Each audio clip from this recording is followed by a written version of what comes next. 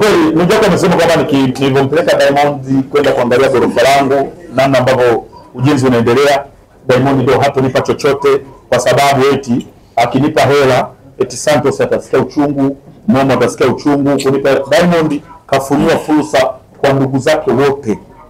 Mali alizonazo Santos, mimi nijitafute, nisome, nifaulu ndio tafikie. Kwa amefungua fursa kwa ndugu zake wote. Kila ndugu yake ana nafasi ya kuweza kufanya biashara, ana nafasi ya kutangaza biashara zake. Ndio maana unaona meneja wa The Voice ni Santos, ni mdogo wake na Diamond. Kwa hela ambazo anaingiza msanii wa mzee wangu Diamond, The Voice, pasenti inaenda kwa mdogo wake na Diamond Santos. Kwa fursa ziko kwa kila mtu. Ila mimi Diamond alichoniongea kwa mdomo wake alisema, Balevo umeniheshimisha. Kwa sababu watu wengi wana maneno sana kwamba mtu hawezi kufanikiwa kupitia Diamond Platnumz. Kwa kitendo cha kujenga nyumba kubwa kama hii ambayo hakuna msanii yote ataweza kujenga kwa miaka 11 mbele.